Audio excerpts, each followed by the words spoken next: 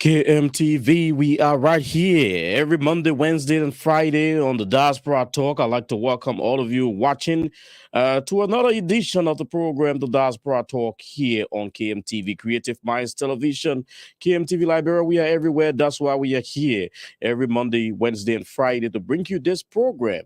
You know, connecting the voices of Liberians at home and Liberia as well, lifting the issues, making news in our country is what we do. And this is where we set the stage and give you the opportunity to follow exactly what's happening in our country. My name is Cyrus McGee from here in Brooklyn Center, Minnesota, where we sit and broadcast. I like to say welcome, welcome, welcome. Let me roll this team. When we come back, there are a lot of issues unfolding in Liberia.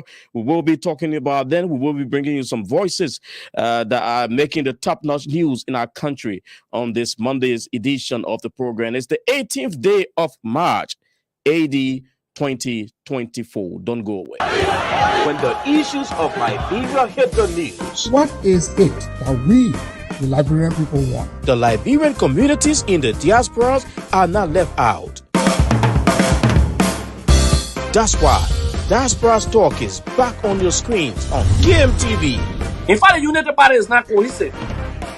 Be it social, political, economic, and other issues affecting Liberia and the diaspora Liberian communities. I did not expect to even make it to Hollywood. Join Cyrus McGee and Nathan Charles every Monday, Wednesday, and Friday, 12 p.m. Central Standard Time, live on KMTV, Facebook, and YouTube. I want to be arrested in the midst of my people. As they discuss the issues, blending the voices from Liberia and the diaspora Liberian communities. The Liberian Business Association in the diaspora should be used as a vehicle for economic development in Liberia because no country can develop without a diaspora impact.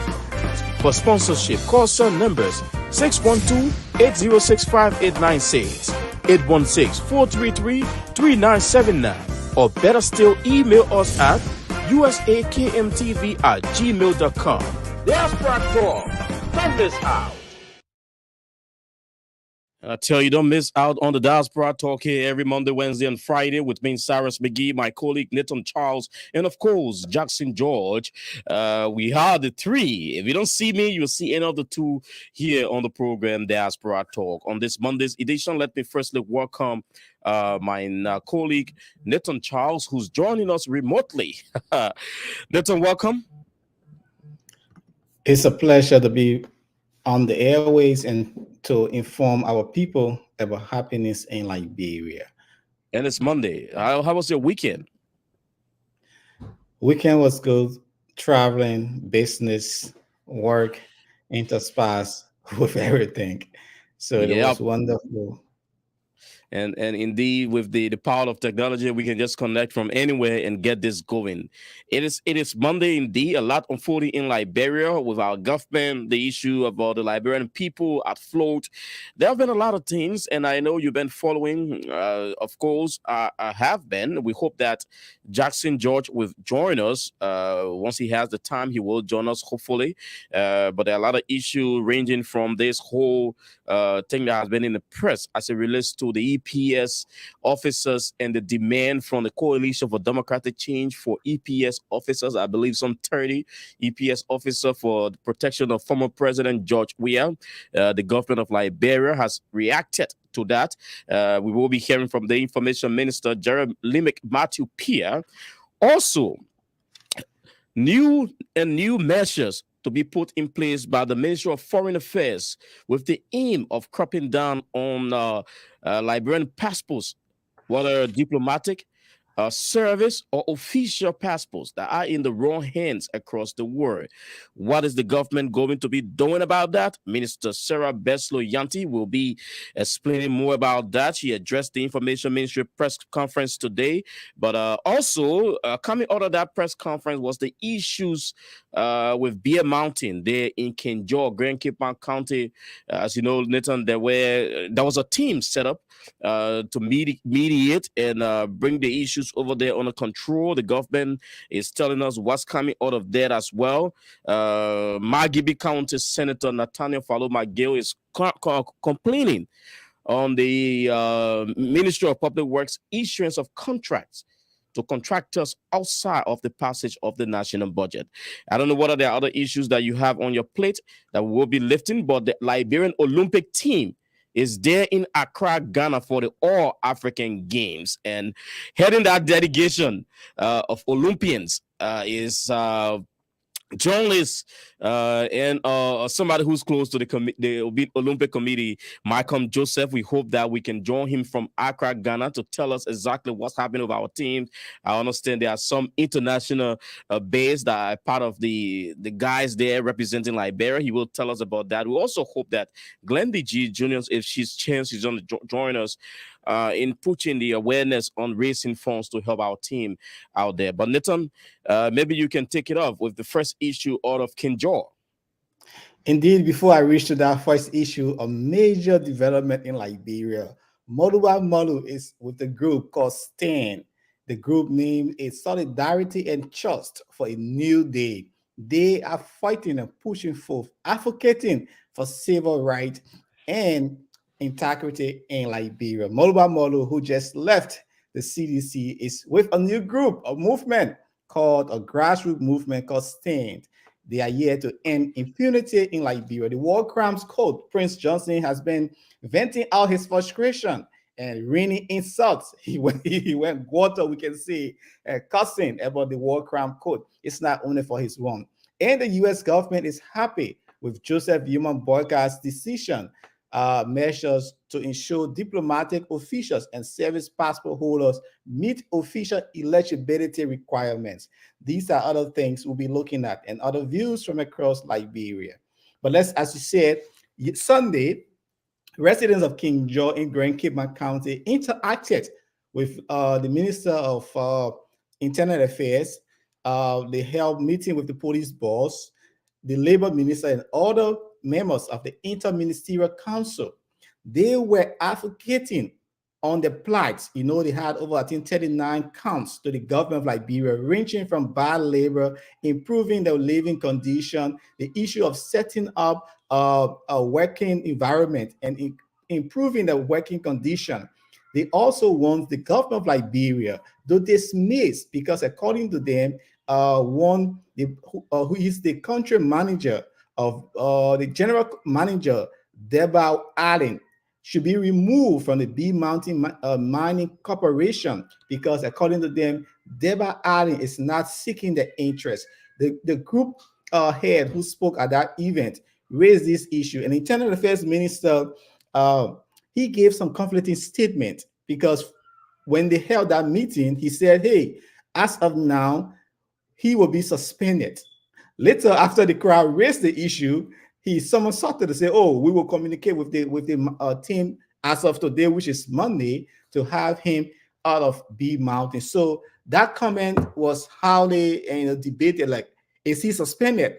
Is he out of the employ of B Mountain? Because according to him, Deborah Allen came to B Mountain as a result of the concession agreement. Government and B Mountain had an agreement that 10%, they will have 10% in top management, and Deborah Allen was appointed by the government, so he represented the government of Liberia on the management team.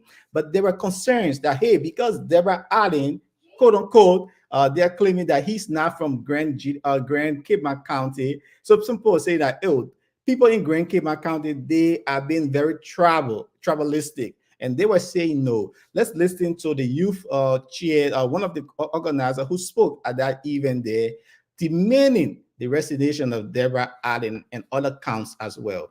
That Deborah is serving as a country manager. We now telling you that the people of Cape Mount, the people of Grand Cape Mount County, Deborah has worked with them for more than 10 years. And every time when we protest, Deborah will come here and tell us that we have gone against the MDA. We refuse to build school. He will show us the timeline. When the time comes, he will not fulfill his obligations. So we are not telling you that the removal of Deborah is because he's a bastard man. That is not what we're telling you. We are telling you that Deborah has violated the MDA for more than 10 years, and that is why the people of Grand Cape County are protesting to see that Deborah can be removed.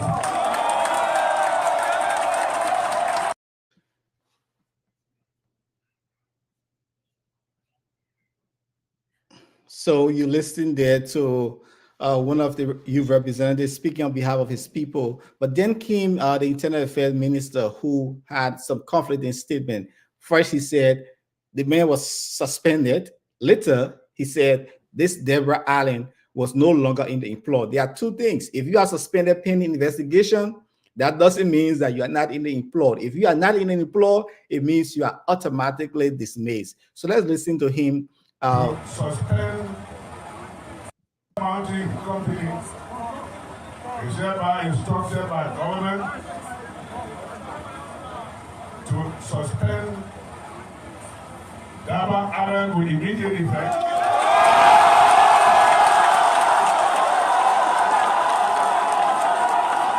So the Internal Affairs Ministers has just released information that Daba Allen will be suspended immediately.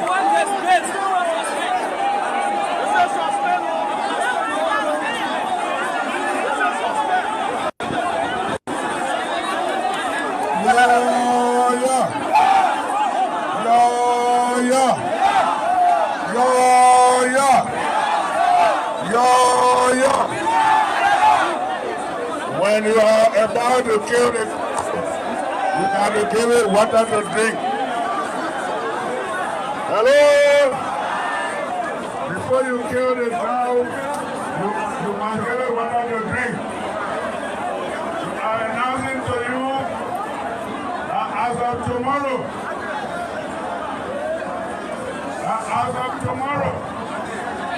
until we get the outcome of the investigation be carried out by the Labour Ministry, Daba Allen is out of the employ of DMCC.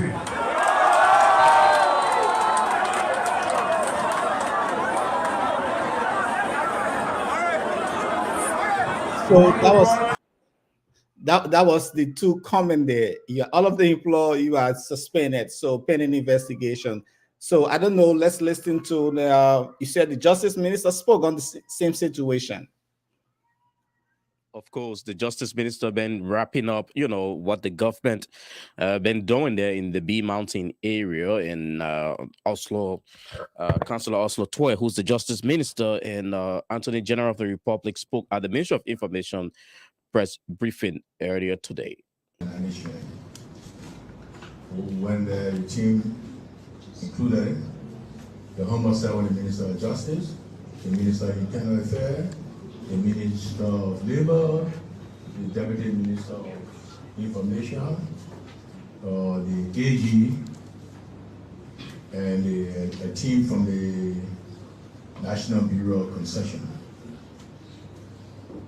We engaged the protester. First, we met with the traditional leader. We were welcome. We also sympathize with the bereaved family and express our condolences on behalf of our president and his government.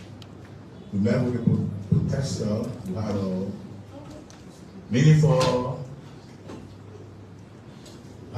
a meaningful discussion in the interest of peace, tranquility, and harmony. And from those discussions, we are being informed that today all is calm. The protests have been stopped. The company has recommenced its operation, and so far all is good. We hope that remains that way peaceful. We all pray for a peaceful country.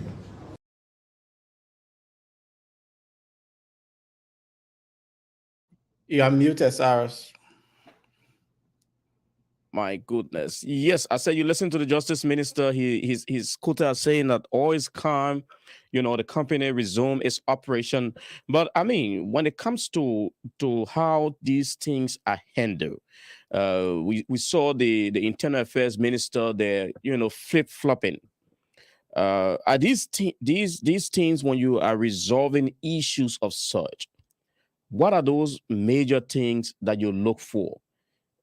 Because the claims by these people working for Beer Mountain, you listen to their resolution, what their demands were. are people who are in charge of these things putting heads together before coming up and releasing information? Because we know there were lawmakers that went to that place before, including Yeka Koluba and others. What what's the coordination between the executive and the legislature as it relates to the concession and what the people are demanding, what they are expected? I mean, they are expecting from Beer Mountain in the interest of those who work for them. So is for me, I feel that um a little more needs to be done, not just making these pronouncements, but in the coming days, what are some of the assurances that these things that the people are demanding will be worked on? And just going over there, making the pronouncement, going back to Monrovia, for me, I don't think that is enough. But in the coming days, what's going to change is the biggest question. Yes, Cyrus, what's going to change? The first thing is if you're having such a dispute, you have to reach an agreement that will satisfy all parties involved, because the government of Liberia has a CBA with the B Mountain. So there are other issues that people are raising in the camps. The first thing when you're resolving conflict, you have to accommodate, you have to collaborate, you have to compromise, right? You got to evolve, and you got to avoid defeating people's idea, not to shun away people saying the view. What I think is the government of Liberia needs to be more robust. They've already erred in this thing, because the supervision of that whole concession from government, from the Erin Joseph Shetty government, George Weah, now Joseph Imamboga government is continuation. I think our leaders have failed miserably, and they have identified that the people have been raising the issue. Now, you and I saw a couple of videos, Yeke Kodo and other when even the community youth center, Bogo Boy and other stuff still eating it, no recreation center, the health facility for the people. These things should be observed. But even our labor inspector, you and I know every factory in America, every year they do audits. The inspector go to see, yes, when the audit is coming, I know I was supervising, you will scrub down all of your machines, do your lock or tackle, and everything intact, all your logs, because the inspector will verify all of that. We're not having that in Liberia. So it's not only one person. From the labor inspector, the labor ministry, our counties, our officials, the people have been raising the issue.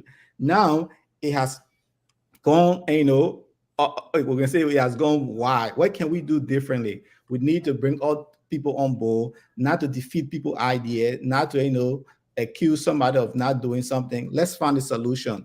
If the Turkish company, B Mountain, is taking jobs that are unskilled jobs from our people, they need to ensure that that don't happen. How are these Turkish nationals coming to our country? We've been hearing that some of them, since the issue was raised, they have been fleeing Liberia through neighboring Sierra Leone.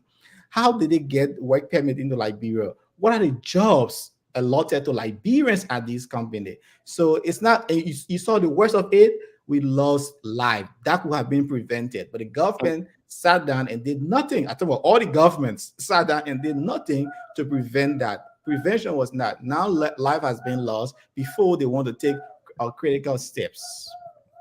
Well, before they want to take a critical step, and now we are in the midst of this, we hope that the best is done for our people. Because if trust me, if there is nothing tangible, we might see a reoccurrence of what we saw a couple of days or weeks ago, that is there in Grand Cape County. But this major issue of the passport, Liberian passport, diplomatic passport, service passports, and official passports being in the hands of the wrong people. Government in, government out. This has been a very serious issue.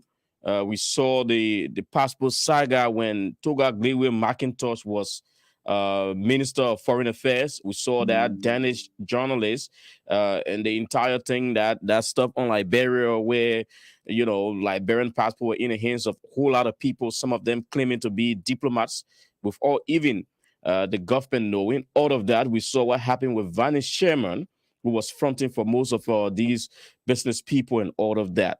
Today, the government has moved with a new measure. Let's listen to our Foreign Minister, Beslo Sarah Beslo Yanti, who spoke about what the government is going to be doing as it relates to saving this national security issue of our passport. Diplomatic, official, and service passports known as privileged passports with a duration of more than 2 years are hereby requested to return them to the Ministry of Foreign Affairs commencing tomorrow, March 19, 2024, and this exercise will end on April 18, 2024. All Liberian citizens and non-Liberians who are not eligible for diplomatic, official, and service passports should kindly return the passport to the Ministry of Foreign Affairs regardless of duration of the validity period. Those passports will be cancelled with immediate effect. All those with multiple diplomatic, official, and service passports are hereby informed that those extra passports will be cancelled with immediate effect. Should you have any questions, or if you have information that justifies you having multiple diplomatic, official, and service passports, kindly contact the legal department of the Ministry of Foreign Affairs. Reissuance of diplomatic, official, and service passports will be based on eligibility. The cost of the replacement of said passports will be free of charge to our citizens with costs borne by the Ministry of Foreign Affairs. For those outside of the country who are holding diplomatic, official, service passports that need to be replaced, kindly report that to the nearest Liberian embassy or consulate. The Ministry of Foreign Affairs regrets any inconvenience that this action may cause to Liberians at home or abroad. This exercise has become necessary to ensure that we address national security concerns, and it cannot be delayed or deferred. In this regard, everyone is encouraged to comply with this notification to avoid any inconvenience at ports of departure and entry. For questions or concerns, what we have done today is to suspend the most recent revision of the regulation, which was dated July 2023, to reinstate the one that was in effect before. That ensure that all privileged passports, diplomatic, official, and service had a duration of 2 years. The July 2023 regulation gives a provision of 6 years for privileged passports. And given some of the challenges we have with the passport system and some of the national security concerns we have, we feel as an administration that 6 years is too long a period for people to be out there without passports when the system isn't strengthened. Hence why it is a national security concern, because we need to make sure that the passports are in the hands of people who should have the passports, and so the validity period that was in effect prior will be reinstated, which is a 2-year validity, which, by the way, is the norm. I have not yet in my research found any country that has a 6-year validity for their privileged passports. I found some that have 5 years, United States, Pakistan, Nigeria, but not many. Most are 2-year validity. So what we're doing, into the other question, is not a restrictive policy. It's just going back to what we've had in place for many years until we can strengthen the system, until we can review the most recent revision to make sure it protects Liberia's security interests.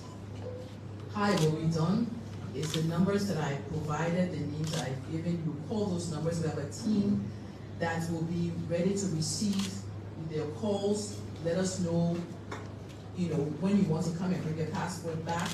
We will already be working on the list. We know already who's eligible for those privileged passports in terms of the current administration. We know who's eligible from the former administration, the former presidents of this country, the former vice presidents of this country, former chief justices, former pro temps, former speakers, and former foreign ministers are entitled to privileged passports and diplomatic passports. So we'll already be working to ensure those VVIPs will get their passports as soon as possible. We won't need to wait in order for us to start working on that. The legislature, we know the legislature, we know those who are in the 55th legislature who have been issued passports who need to have them replaced. But we also don't know many people who have privileged passports who are listed in the database who we don't know to be ones who are eligible. Those ones who have to come and confirm their eligibility to be reissued. Those who are not eligible, those passports will be cancelled. Foreign Minister Sarah Beslow Yanti there on this measure. Nathan, I firstly want to say that I think it's welcoming indeed. I don't Yes, know about you, but I think it's a welcoming one. it's just about to save us because when previous government from Ellen Johnson Sirleaf end of her era to George Weah end of his era, you don't know the level of people who got diplomatic passport. I can say for five, I benefited from a diplomatic passport, right? You're, When I you're from what no, no, diplomat? yeah, I mean, I traveled with the president of Ellen Johnson Sirleaf, and I know the power of a diplomatic passport, but there are limitations. But most people, there are a lot of stories how people handle diplomatic passport. The situation that happened with the foreign journalists who investigated from the Toga McIntosh situation. People use that to influence other people, right, in a negative way. So we think that because if you have a family members, for example, if you are former government officials, your family members, ministers and people like that, some of you or those who were ambassadors before who were recalled, their family are entitled to some level of diplomatic passport. So, and again, you don't know the system that was put in place for the previous government to issue these diplomatic passport to individual. Before you have given diplomatic passport, Cyrus, there are procedures. Like I say, I benefited from one because I traveled the president, Ellen Johnson Sirleaf, several times to different African countries. You cannot go ordinary passport. You are performing a service, so you are entitled to that because you are going. But when I'm going on my private trip, I never used to use my diplomatic passport because I had the other ordinary passport. But some people do abuse that situation. Now, criminals, you and I know criminals, right? Use the system to acquire these diplomatic passports. Some people still having a benefit. Again, it could be the other way. The Joseph Ivan Boca leadership want to get at some people. They say, hey, you're not entitled to that. Like what the minister said, you have to come to justify why you are being given any of these titles. There are other ambassadors who are in different countries. Some of them have been recalled, right? Some of them are no longer on these status. Some EPS officers who were traveling with George Weah or Eddie, just George Weah, because once you were Eddie, I mean, your passport has been expired. Who traveled with George Weah? Some of them absconded, right, in other countries. Some of them even came back. So because you have access to these passports, are you performing service? No. So you are not entitled, though the passport is still valid. Again, they have all the database. They have the emails, the phone numbers, the relatives. They can still reach to them and to assent it. But again, it better you ask before you at one airport and they say you go stay on diplomatic line when the immigration or somebody read your passport and say it has been recalled, because in a second they can recall they can recall your passport.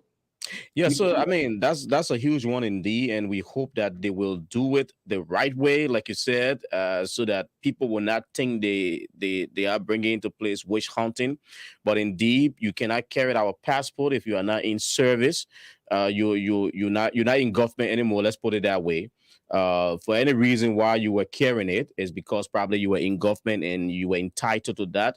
You are traveling with the president because of that. You were issued, a service passport, diplomatic passport, official passport. So I like the way she put it. They are going to, go back and see who are those.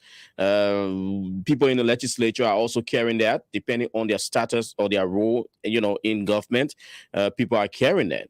And there were people who were on international assignments who were carrying those passports. And where are they today? I think that's a great step with the aim of saving our country, Liberia, from what she termed as national security issue. Indeed, it is. But and that prevent fraud as well, and the fraud and other stuff, because people they don't know how the database was and like the issue passport, the criteria into that. So indeed, coming up to screen line that is very important. Like the U.S. government published this, the U.S. embassy is happy with our broadcast government. U.S. Embassy welcomes the latest measure taken by the government of Liberia to ensure all diplomats, officials, and service passport holders meet official eligibility requirements. And so that's one of the things, because the U.S. government know, because most of our people have these things, and in the honorary council to do have diplomatic passport. There are categories of passport: official, service, and diplomatic. So you must be within that framework to have such a passport.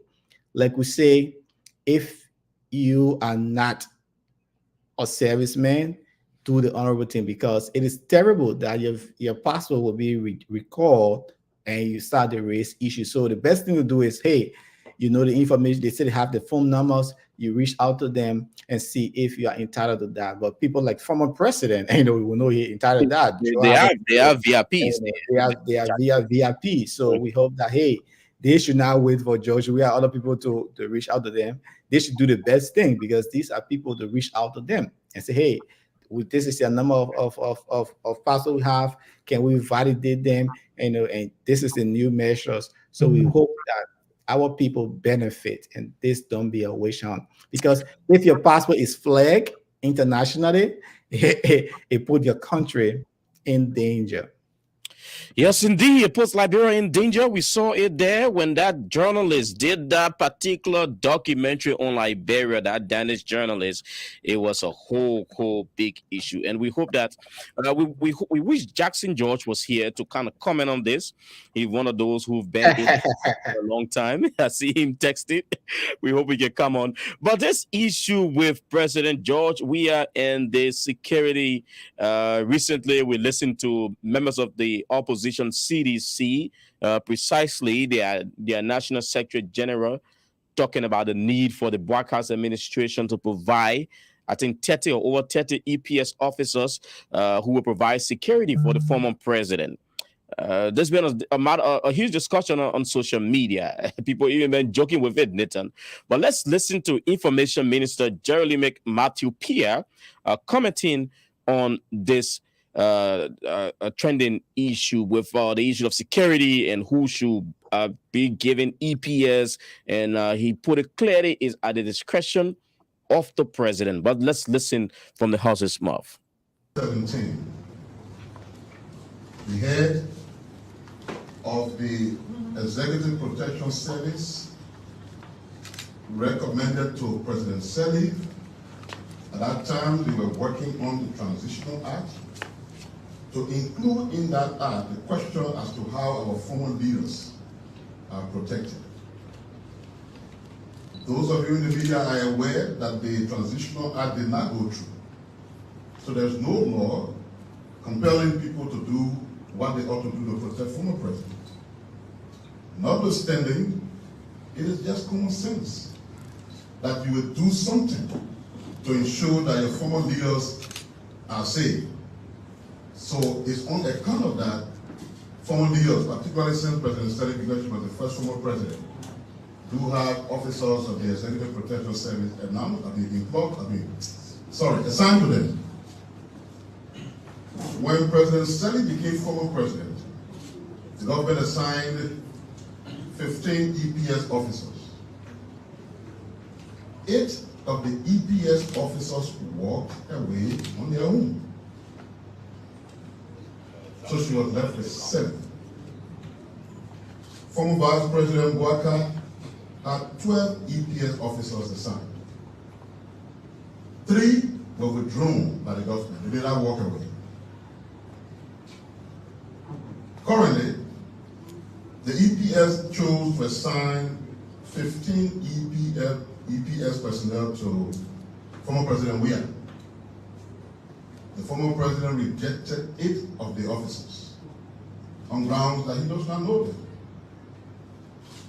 But he also made a request that he needs 38 officers to be assigned to him. The head of the EPS has indicated to me that they will not assign 38 EPS officers to the former president. The assignment of EPS officers to individuals is at the discretion of the President of the Republic of Liberia. It is a presidential unit. And that's the reason why they wanted to make it legal, by ensuring that it was reflected in the transitional act, which did not go through. So that presidential discretion, which is embedded in common sense, is being used to ensure that our former leaders are protected. And the government's commitment to ensure that not just President Weah, President Salih, and other officials of government who the president deemed necessary to bring the EPS officer will continue to do so. But let me caution us. We politicize everything in this country. National security issue, our foreign relations, everything we try to politicize. I am pleading with all of us to please do not politicize issues that are associated with our security sector. The EPS has grown in size. Right now, there is an investigation that is ongoing, a total evaluation of the hiring processes in the past, because there are qualification benchmarks for individuals who should serve in the EPS. It has been noticed that some of those benchmarks were not met, and therefore we have individuals who are serving as EPS officers that are not qualified. The administration, the EPS leadership is determined and prepared to correct that. And in the midst of that, when they assign security personnel to you, you cannot make a choice as to who you want, rejecting officers. These are people who should be independent. Jerry Limek Matthew Pia, he's the Minister of Information, Cultural Affairs, and Tourism. And that is his first official press conference as spokesperson of the government of Liberia, the mouthpiece of the government of Liberia, Nathan. And you heard him very well as it relates to the EPS and who should benefit, who should decide, on the assignment of officers. I know this is going to be a long haul thing. What are the communication team of former President Weah, if there is one, will react to this, or where will we go? But you listen to the information minister. I think there is a whole breakdown of communication in this situation. Pia did not state why former Liberian leader George Weah is requesting the 38. In public relation, you polish one side, you say talk, you got what, or talk good about your side. He did not say why. I show President Weah is a man who's not foolish. He will state exactly why he requesting 38. That information for me has not been out to the public. There are reasons. You and I know, though he said there is no law, common sense would say that, but we want to know the reason. For me, until I know the reason in that communication, that former President George Weah need 38 or 37 EPS officer before I will really understand, comprehend what are they going into. Again, the security of everyone is at stake. Everybody's security risk is different. Former Vice President, current President Joseph Boga's security risks at that time is quite different from George Weah's security risks at this time. We all seen it was heated. Former President Edwin Joseph Shelley's security risks at that time is different from the security risks of former President George Weah at this time. So there must be different reasons. Now, you and I know if you're talking about 15 officers or 10 officers assigned to a former president or 37 officers, these people do have breaks, right? They need to do a rotational shift. There are a whole lot of things. Even if the number is so high, how can you find a common ground not to make this out of politics? This is just most simple administration. Like he's saying, the EPS boss is telling he cannot. It's being a dictator right there. He cannot. So you see the high level of unprofessionalism right there. If a former leader, he's a stickman. He has a reason to ask. If he asks and you say you cannot, that tune alone it's a room for conflict. It tells you that you're not good administrator. There's a way you can say, I will not, in different tone, but you say, he told me that he would not get it. It's being defiant. Well, he's a former leader. He must go into his reason. You must back in with him. Mr. President, this is a situation we're having. It caused burden, financial burden, XYZ. But in my mind, it is too much. Can we do XYZ? Negotiate. He said, former President, Vice President Joseph Boca, now President, three of them was recalled. Is a description of the EPS boss. But at that time, it was different. Why did they recall? He said about 7% left Ellen Johnson Shirley. Yeah, maybe the guy saw no money was coming. They just around, nothing to do. Again, even if they left if they left, what measure was taken, and to replace that number. So I mean, we just need to be more civilized and professional in our work. We should not put our emotion into something that I'm going to get back at you. I'm going to make you look awkward. I'm going to make you look stupid in the eyes of the public. If Judge Weah feels that there is a high level of security risks, even if the number is too high, I see people call it, oh, he want to get most officers to overthrow. He want to do this. These are personal state security. Like Pia said, they should be independent. They should be, but you and I know it is not. Even the chief bodyguard to George Weah and those within the inner cycle, former President Weah, they have that. It's more of confidentiality. They have a lot of things in common. It's the issue of trust. The issue of trust. You Yes, always even former President Ellen Johnson Sirleaf, when we used to travel, there are certain group of security people. She trusts them so much because it is about your whole life. The food you eat, the place you sleep. I remember we went to Nigeria one time. That's surrounding. You have to know your inner house. People have to sweep security. We call it sweep. You got to sweep. So you got to trust that person. You got to know your inner house. When something happens, where you supposed to go? Who are those knowledgeable if you travel internationally?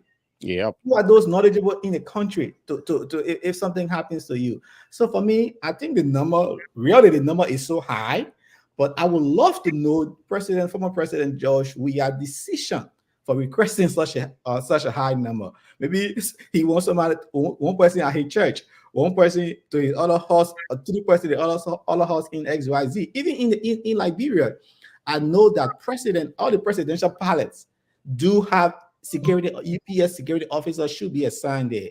I know of the one in Lofa. I know of the one in what other county in Field County, San, and all area that has a presidential palate. EPS officer must be assigned there. So it should be more like about what the demand will be. President Weah still command a huge following in Liberia. I saw him out there on the weekend trying to dedicate a basketball court somewhere.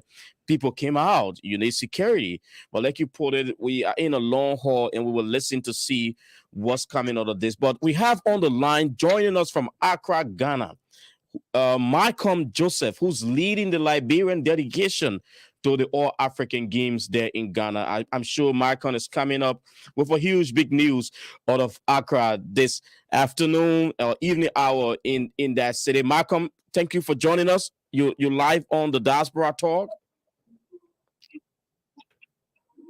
Thank you very much. It's a pleasure being on the Diaspora. And how is it there in Ghana today? How is Accra? Quite as cool as calm. The euphoria for the games is so high, and especially the athletics. The athletics kick off today. In games like this, like the Olympic, the athletics is the most important event. So the turnout is huge here at the University of Legon Sports Stadium. Athletics is ongoing as I speak to you. All right, and we saw the parade the other day, the opening, the flying of the Liberian flags. We saw the team that is there. We saw the veteran coach that is there helping with the athletics and all of that. Tell us, what's the euphoria so far with the Liberian in that part of the world?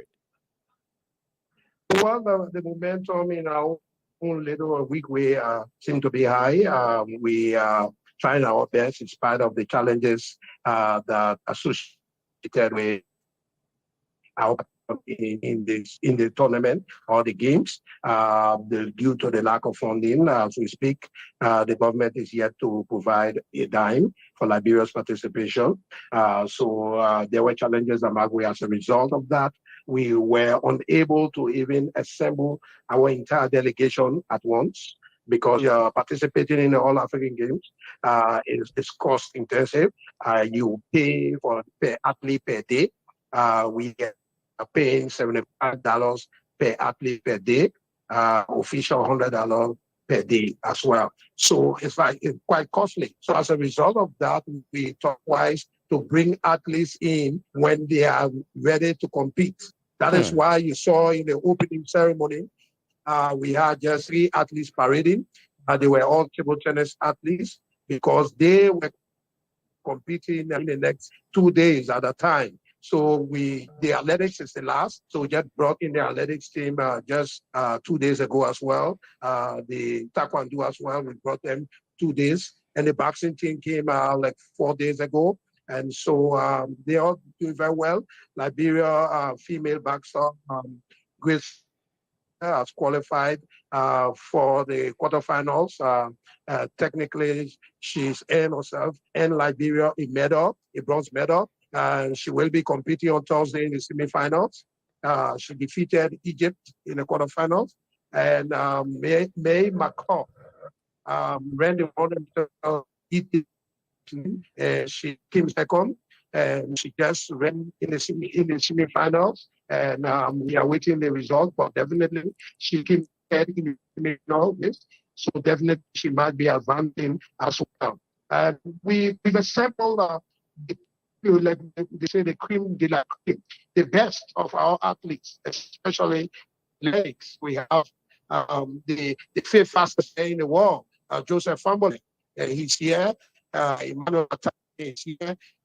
Ibn Morrison, all these top-notch athletes, and they are all there to compete. And we are very optimistic that at the end of the day, this time around, we'll walk away with those as we started already.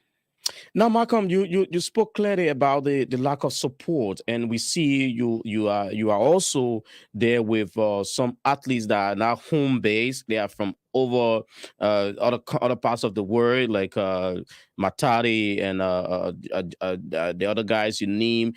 We saw the recent addition of Jabez Reeves of the University of Minnesota, the recent 200-meter champions of the men's university here in the U.S. He's from our state. Representing Minnesota University. We are so proud of him. What did it take you to have these people? Especially those athletes that are out of the country, from America and other areas, joining the team. How did you get to convincing them? Well, we have a scout. We have our scouts in the U.S. As a matter of fact, the national coach, former Liberia, so is based in the US, and we have the agent who is also a fellow Olympian, Kuche Mawen. They are all based in the US, and so they have been in the business of scouting Liberians that are doing very well in sports, trying to convince them to get them to compete for Liberia. You mentioned about best Reeves. As a matter of fact, Reeves was not reached out I linking up with Kuli and try to follow up with him, and that's one of the best to get this team. And like I said, this is the Liberia as this time around. And so this is the All African Games. In July, we will be in Paris for the Olympics, and we are very optimistic that taking one at a time, that this time around, the All African Games will walk away with at least, if not 4, maybe 3 medals or even more, which will be the first of its kind in the history of our country. So these international athletes are sponsoring their own travel to these games? Well, no, we sponsor them.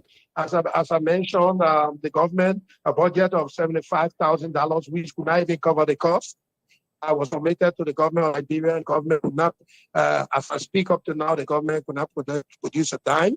So the Liberian National Olympic Committee had to go all out on its own to borrow some money to at least get the athletes here. So we purchased the tickets for all of them, and the ones that are based abroad, even the athletes from Liberia. Mind you, we have some local athletes who brought about two athletes from Liberia. We brought a boxer from Liberia. We brought 4 taekwondo athletes from Liberia as well, and we brought 3 table tennis athletes also from Liberia. So they are all here. They will be competing. So the table tennis team has since left because they if so we hope looking forward for the best, and we hope that our government can be able to see providing resources, because we've assembled all of these athletes here. They just came, we just sent them tickets, and they are just here, and trust me, they are in their best. And we are very impressed with the performance. They all seem to be very disciplined. No one is complaining about funding or what have you, and they are all focused and concentrated on the event start. And so we look out for very good competition this tournament. All right, Malcolm, I know the network is kind of terrible over there. We hope that it gets better, and we hope to keep following with you. What message will you have for Liberians, maybe people out here who wants to throw in their wants and tools as a means of support to the teams? We are making the sacrifices that we're making for the nation, for Liberia. Like I said, the Olympic Committee has completed its administrative support, which we borrowed from our parent body to run the affairs of the Olympic Committee. I've committed to the participation of the national team in the All African Games. Remember, the All African Games, the games are organized by both the African Union and NANOCA. It's a governmental game as well. So that tells you government important. We paid on behalf of the government of Liberia, the Olympic Committee paid $5,000 participation fee. If we are not paid that amount, Liberia wouldn't have been allowed to participate. We paid participation fee. As we have not paid cents towards the local organizing committee for the athletes. Remember, and we are supposed to pay $175 per athlete per day. We have not paid. We are being threatened by the local organizing committee to deactivate our accreditation. They even threaten us that they will stop us from competing. And we are still pleading with, engaging with them, and hoping that our government can come through so that we can be able to set up these areas. Yes, Malcolm Joseph and Nathan, you listen to him. You have any question for Malcolm, who's leading our Olympic delegation to Ghana? For me, I'm concerned what that means for Liberia, and what do our athletes stand to benefit? Well, one is an opportunity to expose our local athletes to international competition. Because the Olympic is restricted. The Olympic is not meet qualifying time. But here at the All African Games, some of the disciplines that doesn't require qualification. So it's an opportunity to give the All Athletes in the also, these games are opportunities for qualification for the Paris Olympics. So people like very sporting disciplines are qualifying sports for Paris Olympics. So like boxing, like athletics, disciplines, the qualification, Liberia's participation, qualifying for the games in Paris. All right, Malcolm, the network is kind of terrible, so we will let you go. We wish the team there all of the best, and we hope we can reconnect with you probably right after the games, so that we can talk more about what you are doing and how we can encourage our athletes ahead of the Paris Olympic. Thank you. It's a pleasure. All right, Malcolm Joseph there. You heard him from Accra, Ghana. It's troubling indeed, Nathan. This is embarrassing, it's shameful, it's disgraceful on the part of our country. These things are important. How can we shine the light out there with our stars, people who are involved into different sporting activities. You listen to him. Cyrus, just by seeing our athletes, the time, the energy they put into and they preparing themselves. Sometimes I tell people, you just look at the game, right? When you go watch the game, you just look at that moment. But there are a lot of other things put into that to get you at that stage, Mhm. from your training staff and your mental and psychological coach, your physical, muscular, and the doctors and everything. A lot of energy for Liberia to have the talent, right? Of people to even identify with Liberia, say, I'm a Liberian, I want to showcase my country flag out there to the world, right? You saw what happened in the US. Mhm. Just by the US and of taking part in the Olympic, it brought more light. Even in schools, all the young kids are now into different programs. When Timothy Weah and other people, Puluski and other people play soccer for the national team, you listen to the interview, it attracted more people in going into soccer. Now in the US, other people now go on the football field, right, on Zing and stuff like that. Mhm. People are engaged in the soccer. They want to be on Sports. that shining star. So indeed, it's important, Cyrus. We cannot overemphasize and that. and and we hope we can just get to a point that we are able to fund these things, sponsor our athletes. I know what it is. I do have a daughter that is into activities in this country. I know the money you spend behind those activities. I when I spoke to the mother of Jabez Rees, Glendy, who's so passionate about what the young people are doing, she said her son only intention was to fly the Liberian flag, to run the racetrack for Liberia. And he's a champion here, a champion in the US for the first time going to represent his country, Liberia, and into such circumstances. I think is very troubling for us. We hope that the government can step into this $75,000 for keeping your athletes out there. I think there is a need that more be put into place, especially ahead of the biggest one, the Paris Olympic. Like Malcolm said, this will also set the pace for qualification, exposure, and the rest of that. So we were on the political team, but we had to bring him in with the fact that he's monitoring the team. First, he said, "I will call back because one of our athletes is about to hit the racetrack." So we hope they can do better. I understand the Matari, Reeves, and others are expected to run tomorrow. We hope we can get the link of how you can follow the games, and we'll post it out there so that people out here can see what our guys are doing in Accra, Ghana. But Imagine nothing. if you can get the Alice funding, how will you get the media The to media cover to such an cover, event? cover such event. It's crazy in the end, and we hope that this will change, for the better for Liberia. But this recording that took the public by storm on the weekend, somebody again recalling Senator Prince Johnson expressing his disappointment in President Boakai, who he calls his big brother. He supported strongly in the elections to make sure that he could get Nimba on board. His party produced the vice president, the current vice president, Jeremiah Kwankun. Now, Senator Johnson, with this entire war crimes court thing, seems to be on the other hand. As you will hear in this recording, I don't know who did this, but he was on a phone call venting his anger, and he got recorded. This slipped out into the public. Let me see whether we can get an excerpt of this recording. Give me 4% to the head. They are not all the positions. And I just said that.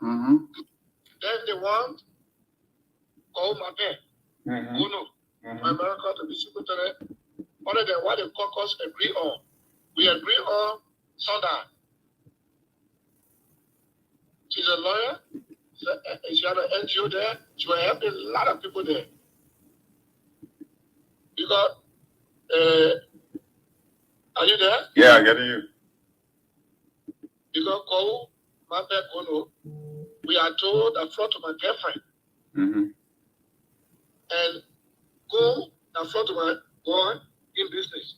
Go up.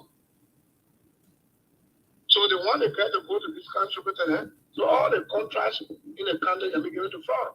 With all the $1 billion he get, in that time we're making money. every sport between and you mean it. All right, anytime you go to photo anything, you want you to bring your house as a collateral. So, however, you also want your client. What are the when we're going to debate the work on the floor of the Senate, I want people on left mind to join us in debating it because there are laws that prevent any such code from being established here. But do you think that, Senator, do you think that Yan will debate the issue when it comes to the war crime code, to debate against it? Yan will not debate with a UP man. Yeah, I was saying. So supporting a non-tangible. I wouldn't make the premises to you that because of I don't want to support Yan, I'm supporting Mach, the county inspector. Yeah, that is the best way because Yan we connect with UP hierarchies. It will connect. But Mach is our son. He believes in us, and he will not do anything messy. So he will join the MDR of money, and we will register him, and we'll support him, and he will win. Samuel Cook has been represented 3 times. He has never respected me. That's why I brought him to politics. So he can't present it, he will be a part of the Senate. If Senkoga should remain respectful to you, you can push him. But he's very disrespectful. He can take airway with you every time. I use to listen to him. Yeah, that's why we're not supporting you that way.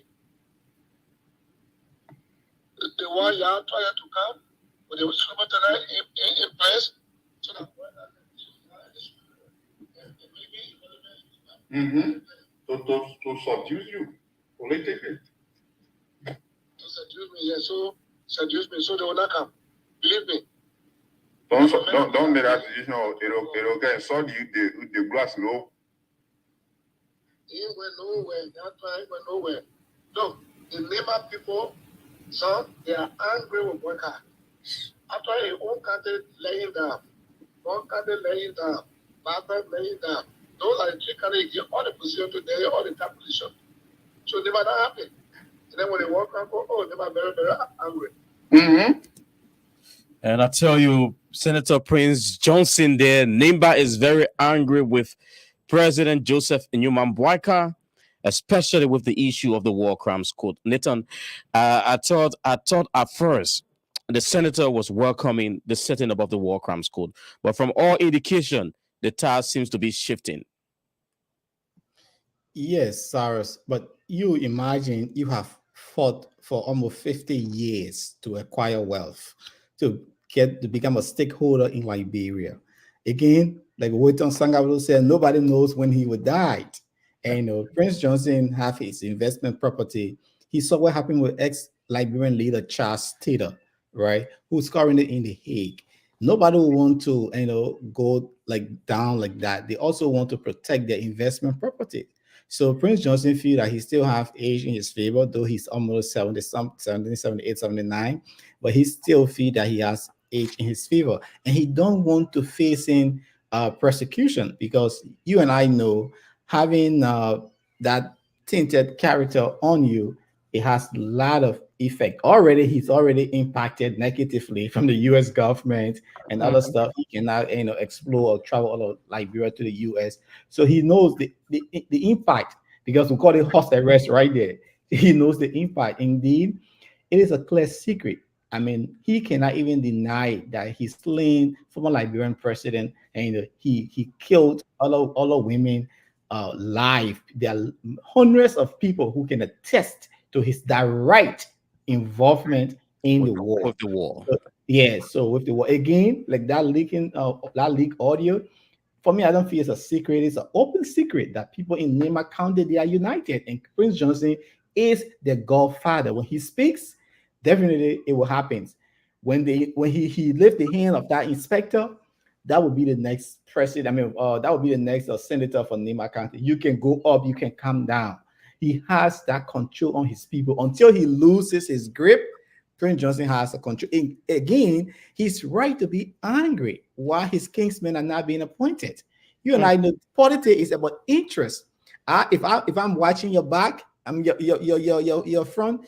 I mean your back. You should watch your front. Prince Johnson is right. If people of Nima County are not giving jobs in line with their qualification and what they push for, he has a reason to take issue of Joseph Boca. It is politics. People say, "Oh no, there are qualified people from Nima County," and once they voted for him, do you know how many days Prince Johnson stayed in Nima County? Months. He and Jeremiah Kuhn going from villages to villages campaigning to get the votes of ordinary people. So if people in Nima are not giving the position and his voice is not being heard, just to me, you into business and only you making a decision, I'm making a decision, you feel like, hey, though you are the head, but hey, I need my voice need to be heard too. I have other people too who I promise who supported you.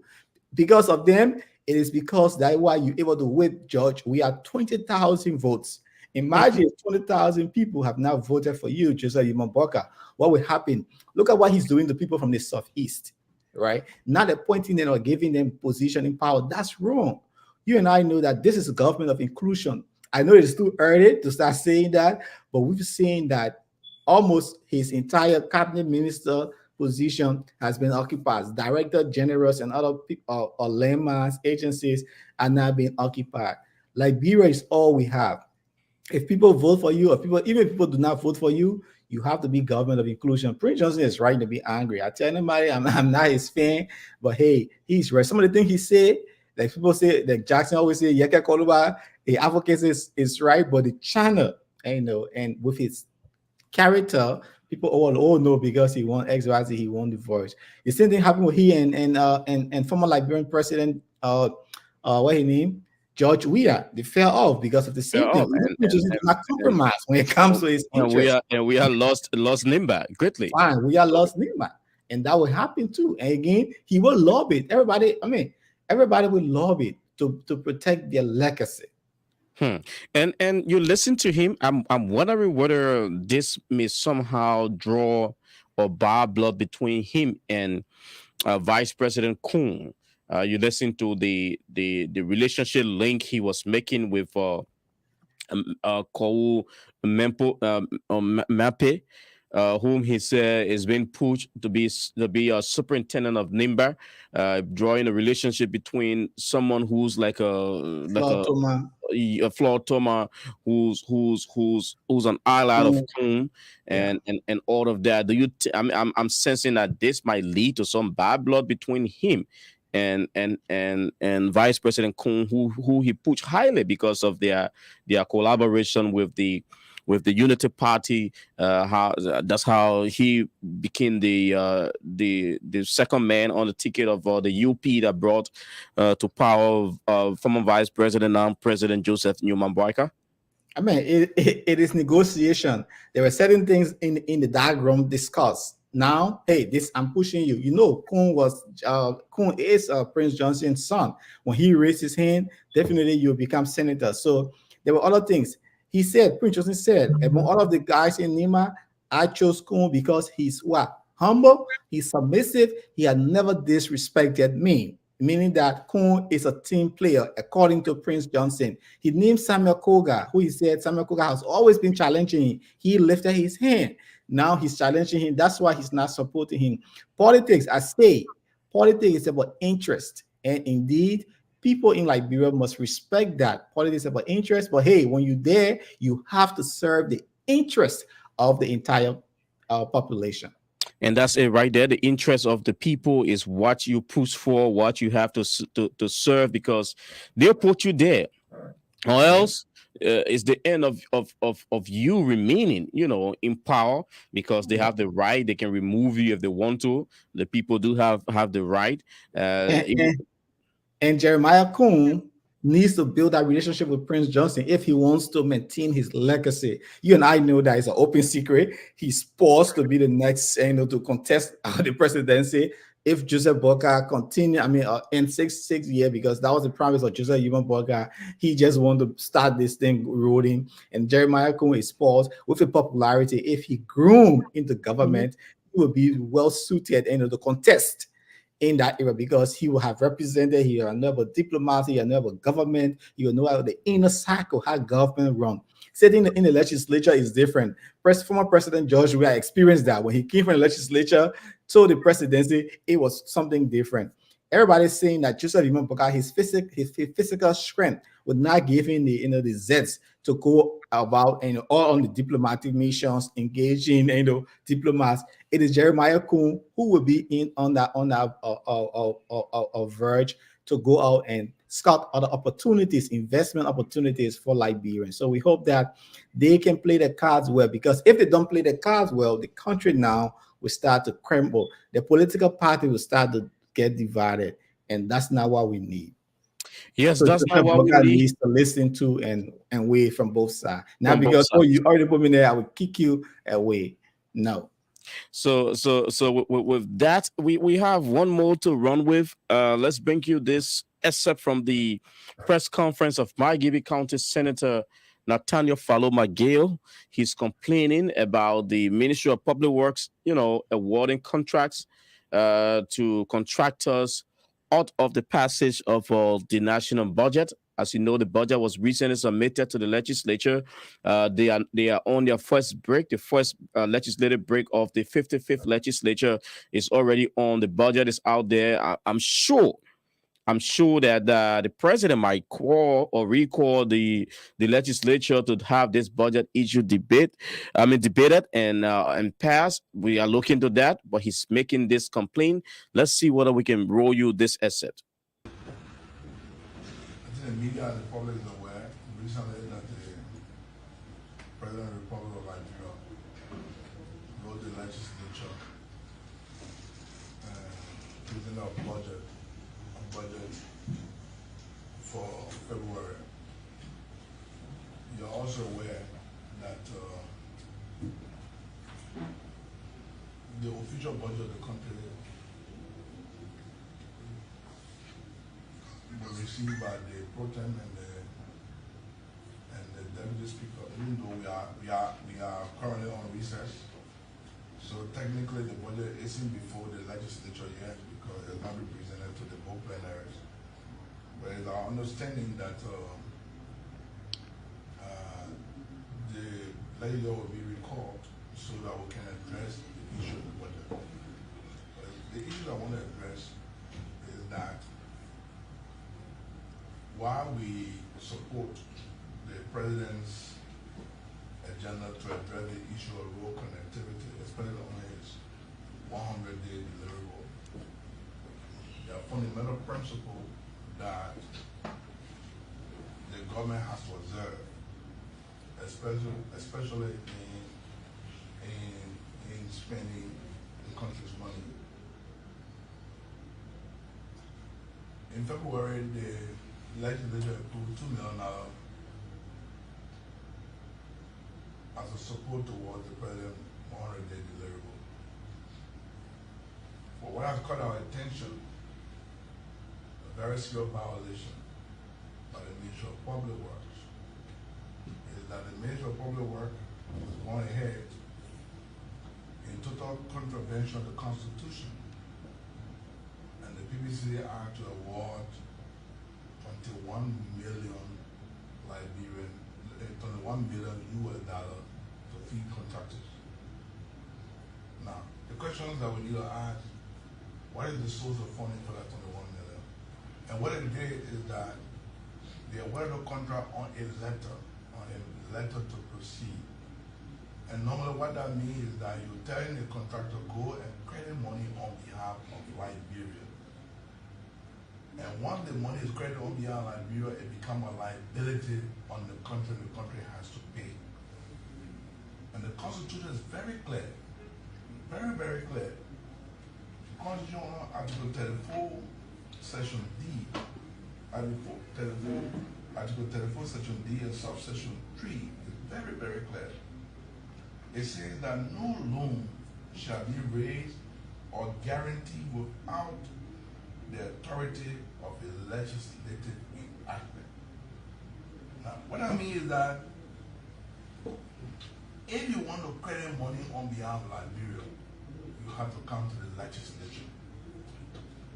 The Ministry of Public Works can only use now, the only thing they can use are $2 million We don't even have a budget.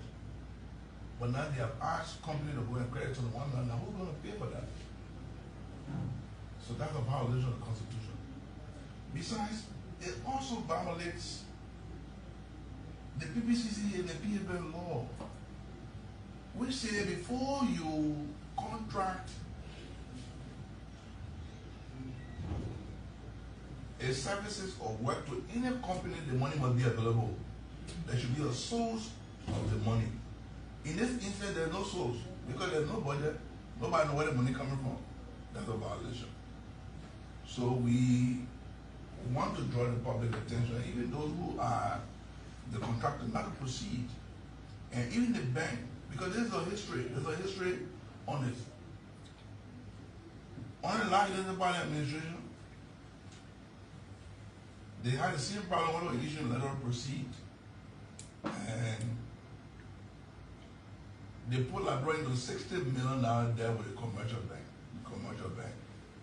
and they didn't go through the process. So that's Nathaniel Fallow McGill. He's the senator of Margibi County.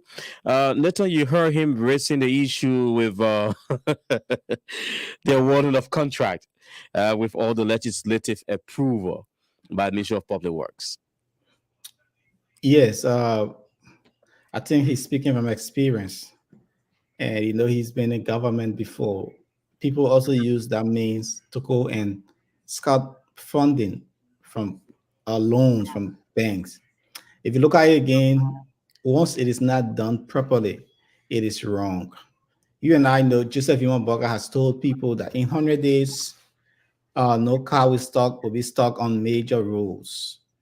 So maybe they are looking at, hey, can we fast track this? And since we have this plan, because sometimes once you have a plan, you can start reaching out to other people who it's just when you're having your wedding, there is no money yet. Everybody's still putting the turn out together, but you have a budget. Then you start looking at who your organizer, who your your MC, your DJ. So as a country, maybe that's what they're trying to do. But to say because if you issue a letter to proceed, meaning that company has satisfied or you have approved them to carry out that work. So it is not a pre-qualified. So I need to see the content. I don't know what he's speaking from. For me, I just take what people say, but I need to see the letter, what the content, because some people contractor can be pre-qualified and on a particular project, but that doesn't mean they will be given that project. So I need to see the content from where he speaks from and the letter to that company. But again, you don't necessarily have to have a source. You only get a source once you have a plan. This is what you want to do. Then you go back to the budget. He, as a senator, when he's going out to maybe his next year car, for example, because senators will have some cars, like they don't buy a car. His next year car, he's going to call maybe a dealership and say, hey, look, do you guys have 2024 XYZ car, right? You go ahead and do negotiation, but that's not bounding. So until I know the content and the letter that he's speaking about that is against the PCC, then I will be when he's speaking. That's why he needed to provide more facts. What did the letter say? Who are the companies? We need to hear all of these names. Just from that, I think I need to wait a bit to call upon it. But if the government is doing that, that's wrong. Even if you want to rush 100 days, you need to put the system in place that, hey, if you get the money in 5 days' time, you can do your vetting and you can pre-qualify these candidates, the companies. Then 2 days, you can say, okay, once the system is in place, in 2 days' time, March 28th, you can come all these companies. We will have this. And like you put it, his experience he's speaking from. He was in the executive before. They were the ones that President Weah listened to a lot. I'm sure they had some missteps. They know some of the issues, some of the problems they created. So he's also drawing lines from the Johnson Sirleaf's administration, where he said these things were done and the country was left with huge debt to pay. So the best thing must be done. Anything that is not done correctly is not done at all. The laws must be followed. I know the broadcast administration will want to to have his feet wet, hit the grounds running with his developmental agenda. But you have to do it the right way so that we will not have some problems like we have with previous governments. Because at the end of the day, the country is left with the debt burden, and it has to be taken care of by whoever that is there as president. Government is continuity. The Baka team was also complaining about huge debt, being created by the WIAS administration. So you will want to follow the right track, like you put it, Nathan. And our ears are open. Let's see whether the legislature will come back to debate the budget and have the budget pass. We don't know whether that will happen, but I'm sure because the government cannot remain shut down with lack of money, the budget is hanging in there and all of that. But I think it was a good day. We called it a day here on Diaspora Talk. I don't know whether there is anything else you want to flag out just A before big we story wrap of up. Moluba Molu on his new Oh, group. yes. On his new group, this is Moluba Molu. I'm trying to pull up that picture. Moluba Molu. He said the new group is Solidarity and Trust for a New Day, commonly known as STAN. And this group is a grassroots group trying to advocate for the issue of impunity in Liberia. He's famous with the war crime court situation there from previous year before he joined the CDC. And also, too, President Joseph Imam Boyka made several appointments in government over the weekend, on Sunday, and he constituted several bulls as well. Some of our media colleagues are now in government, and we hope that they will live up to the standard of the You want to Liberian flag? people. You want to flag some of them up? We already know that Emmanuel Wenyu has been appointed at the for research at the Internet They should Affairs be Ministry. The issue of Kariatu from Aja in the U.S. She has been appointed one of the deputies. Nat Beji, former Minister Press Counselor at Ghana Embassy, has now been appointed for technical services. And the list goes on. The other guy, Matthew Communication instructor Bobby Livingston is also going to the Ministry of Information. I understand as Deputy for Press and Public Affairs. So that's a huge one indeed. A crack team at the Ministry of Information. Kadid is going as Deputy for Culture and Tourism. That's a sector that needs to be revived. The culture and tourism sector of Liberia. We are all hoping that this wonderful act that will pass will be implemented, where the culture and tourism will be taken from under information. That will make that sector to boom, I believe. So, like you put a lot. Batu Yemplu, formerly of Prime FM, is also an assistant minister in government. So there are a lot to go. But let's hear your parting comment. There are a lot to go. We hope that those in government appointed will ensure that we do the right things to help build our Liberian people. We've already seen that the government of Liberia, through the Ministry of Finance, presented the national budget to the House of Representatives. Thomas Farah, he was Deputy Speaker. He received the budget from Kamara, who is the Finance Minister. We hope that the budget will be used to benefit our Liberian people. And Joseph Jefferson Tamakochi is calling the Access Recovery Program or team constituted by Joseph Imam Boyka as nonsense. He says its Secretary General told journalists over the weekend that none of his officials will submit to it. Access Recovery is now the order of the day. And President Joseph Imam Boyka also too had this executive order 127 exempting the LWSC, that is the Liberia Water and Sewer Corporation, from custom duties as he appointed other members in his government. That's major thing from Liberia. And new appointment in government. Like I said, we hope that Liberians, the issue of fire, the issue of drugs is still a major thing in Liberia. The educational ministry is still grappling. We hope that they ensure that our schools have adequate equipment and textbooks for our students. The health sector, we see the new health minister, she's shifting things around. We hope that, hey, things are going good for Liberia.